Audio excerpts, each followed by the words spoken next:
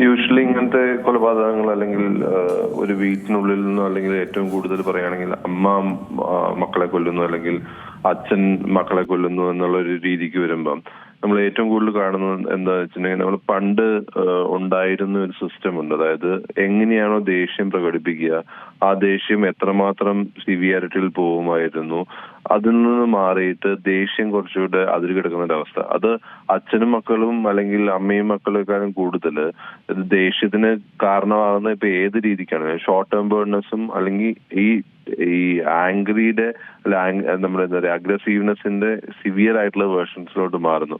അതിന് നമ്മൾ ഗ്രാജുവൽ ആയിട്ടുള്ള ഒരു റീസൺ നമ്മൾ യൂഷ്വലി പറയാറ് എന്തുകൊണ്ടാ വെച്ചിട്ടുണ്ടെങ്കിൽ നമ്മൾ ഈ നമ്മുടെ സൊസൈറ്റിക്കുള്ളിലുള്ള പല ഫാക്ടേഴ്സ് കൊണ്ടാണ് നമുക്ക് ഇങ്ങനെ ദേഷ്യം കൂടുന്നതും ദേഷ്യം കൺട്രോളിൽ അപ്പുറത്തോട്ട് മാറിയിട്ട് കൊലപാതകത്തിലോട്ട് പോകുന്നു.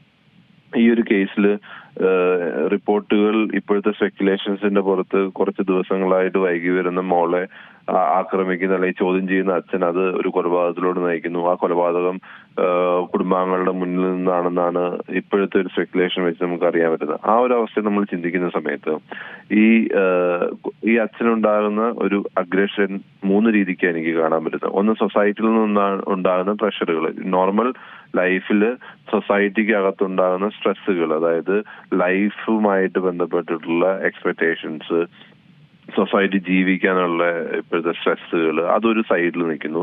രണ്ടാമത്തെ സൈഡിൽ മറ്റേ എന്താ പറയാ ഒരു ഭർത്താവിൽ നിന്ന് മാറി നിൽക്കുന്ന ഒരു മകളുള്ള വീട് എന്നുള്ള ഒരു സ്റ്റിഗ്മ ആ അച്ഛൻ എന്നുള്ള രീതിക്ക് അല്ലെങ്കിൽ കുടുംബനാഥൻ എന്നുള്ള നിലയ്ക്ക് ആൾക്കുണ്ടാകുന്ന സ്റ്റിഗ്മ, അല്ലെങ്കിൽ സൊസൈറ്റി നമുക്ക് അങ്ങനെയുള്ള വീടുകൾ കൊടുക്കുന്ന സ്റ്റിഗ്മ, അല്ലെങ്കിൽ ഒരു കണ്ണ്, അല്ലെങ്കിൽ ഒരു തരത്തിൽ പറഞ്ഞിട്ടുണ്ടെങ്കിൽ ഒരു ഇങ്ങനെ, അതായത് ഇങ്ങനെയാണ് ആ വീട്ടിലെ പെൺകുട്ടിയാണ് നിൽക്കുന്നത്. അപ്പൊ അത് കേൾക്കുമ്പോഴോ അല്ലെങ്കിൽ അത് ഒക്കെ അങ്ങനെ ഒരു എന്താ സംസാരം സമൂഹത്തിൽ നിന്നുണ്ടെന്ന് നമുക്ക് മനസ്സിലാകുമ്പോഴുണ്ടാകുന്ന അച്ഛനുണ്ടാകുന്ന ആ ഫീലിംഗ്.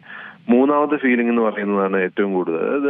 അതായത് ഒരു പരിധി, അത് നമ്മൾ ജനറേഷൻ ഗ്യാപ്പ് എന്ന് പറയുമെങ്കിലും കുട്ടികൾ അല്ലെങ്കിൽ ഇത് കുട്ടിയല്ല, പക്ഷെ എങ്കിലും മക്കളും അതായത് അടുത്ത ജനറേഷൻ തമ്മിലുള്ള കമ്മ്യൂണിക്കേഷനിലെ കോൺഫ്ലിക്റ്റുകൾ, അതായത് എവിടെ പോയി ചോദിക്കുമ്പോൾ എനിക്ക് എന്താ അവകാശമില്ല എന്ന് ചോദിക്കുന്ന ആ പ്രൊവോക്കേഷൻ മൂഡുകൾ പലപ്പോഴും പ്രൊവോക്കേഷൻ ആയിട്ട് മാറാറുണ്ട്. ഇതെല്ലാം കൂടെ ചേർന്നിട്ടുള്ള ഒരു സിറ്റുവേഷൻ ആയിരിക്കണം ആ വീട്ടിലുണ്ടാകുക എന്നാണ് എനിക്ക് തോന്നിയിട്ടുണ്ടാകുക. പക്ഷെ എന്തായാലും അങ്ങനത്തെ സിറ്റുവേഷൻസ് ഇത് ആദ്യമായിട്ടുള്ള ഉണ്ടാകുക, പലപ്പോഴും പണ്ട് പോലെ ഉണ്ടായിട്ടുണ്ട്. പക്ഷെ ആ സിറ്റുവേഷൻ ടാക്കിൾ ചെയ്യാനും അല്ലെങ്കിൽ ആ സിറ്റുവേഷനിൽ ഏത് അറ്റം വരെ പോകാൻ പറ്റൂ എന്നുള്ളതിനെ കുറിച്ച് നമുക്കറിയാം. അതായത് കൊലപാതകത്തിലോട് നയിക്കാൻ പറ്റുന്ന ഒരു പ്രശ്നം അതിൻ്റെ അതില്ല. രണ്ടാമത്തെ കേസ് എന്ന് പറയുന്നത്, എനിക്ക് കാണാൻ പറ്റുന്ന ഒരു കേസ് എന്ന് പറയുന്നത് ഒരു ഹോണർ കില്ലിംഗ് എന്ന് പറഞ്ഞ കോൺസെപ്റ്റ് പലപ്പോഴും പല സ്ഥലങ്ങളിലുണ്ടെങ്കിലും കേരളത്തിലോട്ട് പതിയെ വന്നിട്ടുണ്ട്. നമ്മൾ കെവിന്റെ കേസിൽ കണ്ടിരുന്നു. പക്ഷെ അതിന്റെ ഒരു മൂഡ് ഇപ്പോഴും പല കുടുംബങ്ങളിലും ഉണ്ട്. അപ്പൊ ഇതെല്ലാം കൂട്ടി വായിക്കുമ്പോഴാണ് എനിക്ക് ഇപ്പോഴത്തെ സ്പെക്കുലേഷൻസ് വെച്ചിട്ട്, ഇപ്പോഴത്തെ ഇൻഫർമേഷൻ വെച്ചിട്ട് ഈ കേസിനെ കാണാൻ വേണ്ടി താല്പര്യം. അങ്ങ് പറഞ്ഞത് വളരെ കൃത്യമാണ്. അതായത് ഈ ഒരു സമൂഹത്തിൻ്റെ ഭാഗത്ത് നിന്നുണ്ടാകുന്ന ആ ഒരു പ്രഷർ അത് തന്നെ ആയിരിക്കും ഒരുപക്ഷെ ഈ പിതാവിനെ ഇങ്ങനെയൊരു ക്രൂരകൃത്യം, അതോ ഇത്രയും വലിയൊരു കൊടും ക്രൂരകൃത്യത്തിലേക്കൊക്കെ തള്ളിവിട്ടത്. കാരണം മകൾ ഇങ്ങനെ വന്ന് നിൽക്കുന്നു, അതിൻ്റെ പേരിൽ ഒരുപാട് കളിയാക്കലുകളൊക്കെ തന്നെ അദ്ദേഹം ഏറ്റുവാങ്ങിയിട്ടുണ്ടായിരിക്കാം. ഇതൊക്കെ തന്നെ ശരിക്കും സമൂഹത്തിൻ്റെ ഒരു രക്തസാക്ഷി എന്നൊക്കെ പറയാം. സമൂഹത്തിൻ്റെ ഭാഗത്തുനിന്നുണ്ടാകുന്ന ഈ ഒരു തരം ചോദ്യങ്ങളുടെയും ഓരോ അസഹിഷ്ണുതകളുടെയും ഒക്കെ തന്നെ ഒരു ഫലമായിട്ട് തന്നെയാണ് ഈ കൊലപാതകം. ഉറപ്പായിട്ടും. അതായത് ആ ഒരു ഫാക്ടർ അവിടെ നിൽക്കുന്നു. അതായത് സമൂഹത്തിന്റെ റോള് നമുക്ക് ഇതിന്റെ അകത്ത് മാറ്റി നിർത്താൻ വേണ്ടി പറ്റില്ല.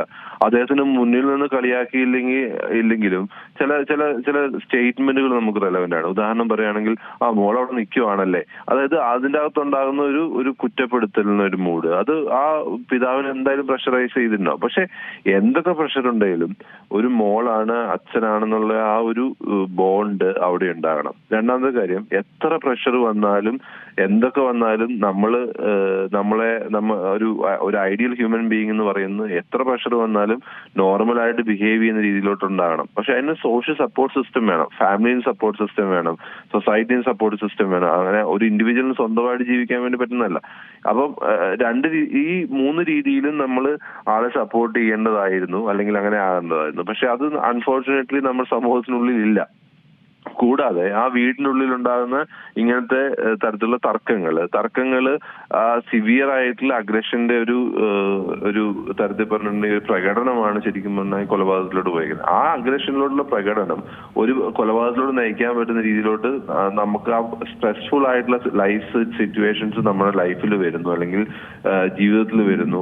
അത് ഒരു ശരിക്കും പറഞ്ഞിട്ടുണ്ടെങ്കിൽ എവിഡന്റ് ആണ് ഇപ്പൊ സൊസൈറ്റിക്കകത്ത്. നിങ്ങൾ ആരെ എടുത്തു നോക്കിയോ, ഒരു യങ്ങർ ജനറേഷൻ എടുത്തു നോക്കിയോ, കുട്ടികളെ എടുത്തു നോക്കിയോ, വളരെ ചെറിയ കുട്ടികളെ എടുത്തു നോക്കിയോ, വലിയ ആൾക്കാരെ എടുത്തു നോക്കിയോ, എവിടെയാണേലും നമ്മൾ ഒരു സിറ്റുവേഷനിൽ, ഒരു ചെറിയ ദേഷ്യം എന്ന സിറ്റുവേഷനിൽ പോലും അത് സിവിയർ ആയിട്ടുള്ള ഇങ്ങനത്തെ ഗ്രീവിയസ് ആയിട്ടുള്ള കുറ്റകൃത്യങ്ങളിലോട്ടോ അല്ലെങ്കിൽ കൊലപാതകങ്ങളിലോട്ടോ അല്ലെങ്കിൽ അങ്ങനെ രീതിയിലോട്ട് പോകാൻ വേണ്ടി പറ്റുന്ന രീതിയിലോട്ട് നമ്മുടെ മനുഷ്യ മനസ്സ് അത്രയധികം സൊസൈറ്റിയിൽ സ്ട്രെയിൻഡ് ആയിക്കൊണ്ടിരിക്കുകയാണ്, അല്ലെങ്കിൽ മനുഷ്യ മനസ്സിന് അങ്ങനെ മാറ്റങ്ങൾ വന്നുകൊണ്ടിരിക്കുകയാണ്.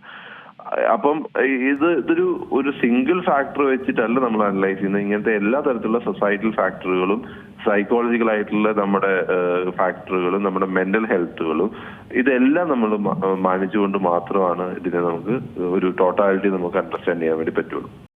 ഏറ്റവും പുതിയ വാർത്തകളും വിശേഷങ്ങളും വിരൽ തുമ്പിലറിയാൻ സീ മലയാളം ന്യൂസ് എല്ലാ ഡിജിറ്റൽ പ്ലാറ്റ്ഫോമുകളിലും ലഭ്യം.